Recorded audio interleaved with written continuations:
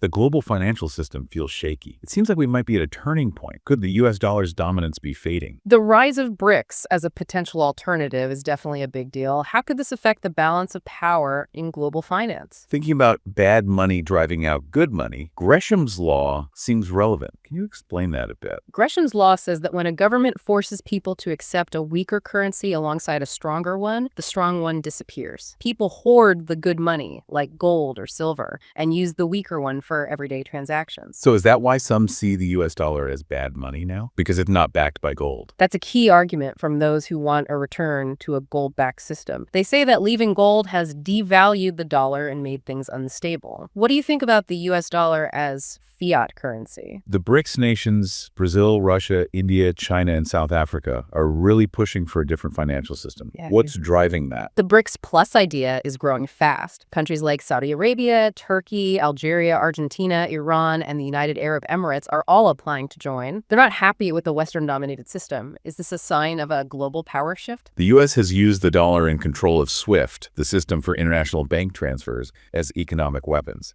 Has that pushed countries towards alternatives? When the West wants to punish a country, they cut it off from SWIFT, isolating it from global trade. Russia being kicked off SWIFT is a perfect example. But instead of hurting Russia, it made them find other ways to trade, which weakens the dollar. What could be the long-term impact of this? Could kicking Russia off SWIFT have actually sped up the move away from the dollar by showing how it can be manipulated? It's definitely made countries look for alternatives. They see how their reliance on SWIFT can be used against them. This has boosted alliances like BRICS and pushed the development of new financial infrastructure.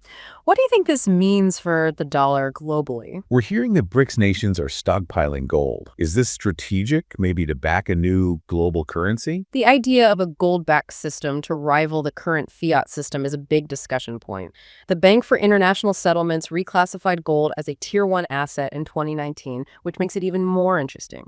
Could this be a sign of a changing global financial landscape? China's Belt and Road Initiative is a huge infrastructure project connecting Asia, Europe, and Africa. How does this fit into a potential new world order? The Belt and Road Initiative has the potential to change global trade. It could increase cooperation and trade outside of Western influence, lessening the need for the US dollar. What's your take on how physical infrastructure and new financial systems interact? The rumors about Mexico possibly joining BRICS are getting a lot of attention. What would it mean for the US if they did? Mexico is the second largest economy in Latin America. If they join BRICS, it would be a big hit to US influence there. It could have huge geopolitical consequences. How would that affect the balance of power in the Western Hemisphere? Some are even comparing it to the Cuban Missile Crisis, wondering if we'll see Chinese and Russian military bases on the US-Mexico border if Mexico joins BRICS. That brings up concerns about security threats and US sovereignty. What are your thoughts on this comparison and the potential consequences? That would certainly increase tensions and force the US to rethink its strategy in the region. Having rival militaries so close would change things drastically. Do you think the US would be forced to use a new BRICS currency, maybe backed by the Chinese yuan, if Mexico joins? The recent U.S. banking problems, with bank failures and government bailouts,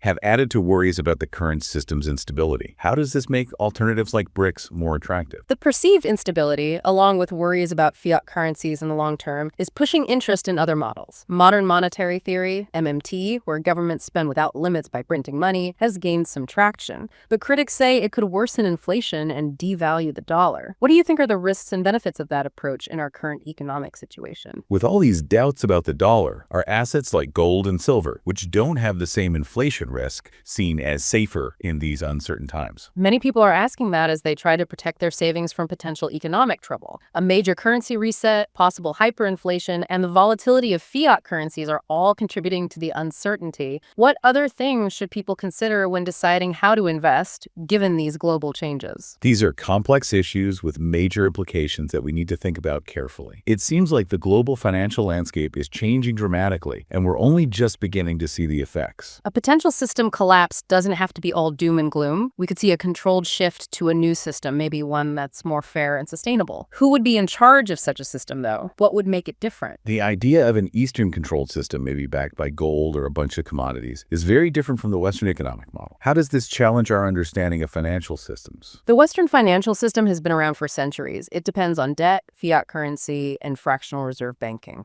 But is the system becoming more vulnerable to crises, like what we saw in 2008 and with the recent bank failures? Less confidence in the US dollar and the institutions behind it seems to be a part of why we might be moving to a new system. Is this loss of confidence a driving force for change? Confidence is key to any stable financial system.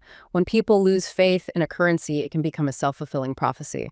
The falling value of the dollar and the rising popularity of alternatives like gold, Bitcoin, and real estate seem to reflect this. What are your thoughts on that? Would a gold-backed system limit governments' ability to manage their economies and respond to crises? How could they fund social programs if they can't just print money? That's a main argument against gold-backed systems. People who support modern monetary theory, for example, say that governments need the ability to print money to deal with economic downturns and pay for essential services.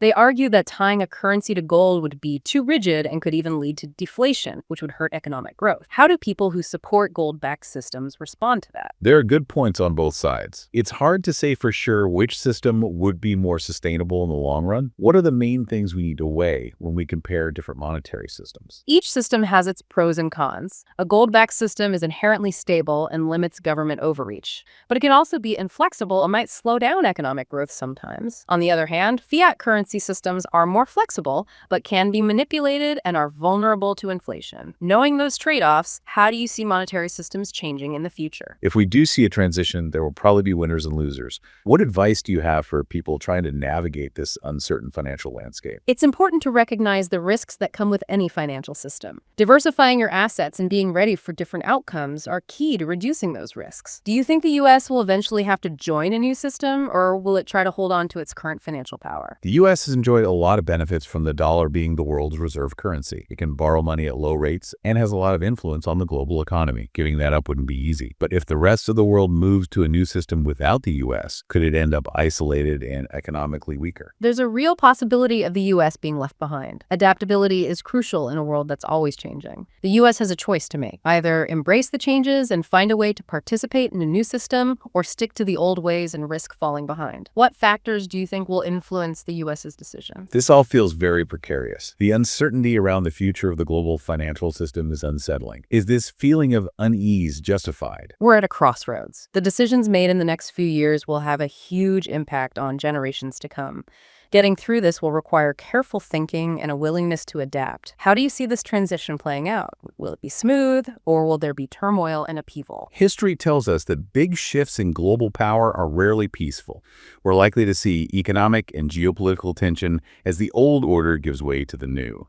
How can individuals prepare for such a transformative shift? Knowledge is power. The more people understand what's happening, the better prepared they'll be to make good decisions that align with their own interests and values. What role do education and critical thinking play in all of this? Where do you see all of this going? What does the future hold for the US dollar, the global financial system, and the average person trying to make sense of it all? Trying to predict the future is always tricky.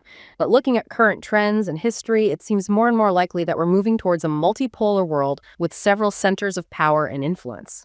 The era of the US as the sole superpower seems to be fading. What does that mean for the US dollar? Will it stay the world's reserve currency? The dollar's dominance is definitely being challenged. The rise of BRICS, the way SWIFT has been used as a weapon, and the growing distrust in the US financial system are all hurting the dollar globally. What would a world with multiple reserve currencies look like? Would it make things more or less stable? A system with multiple reserve currencies would be more complex and less predictable. It could mean more volatile exchange rates and competition between currencies, but it could also make things more resilient. If one currency falls, it wouldn't necessarily crash the whole global financial system. What do you think are the potential risks and benefits of this change? It seems like this transition has both positives and negatives.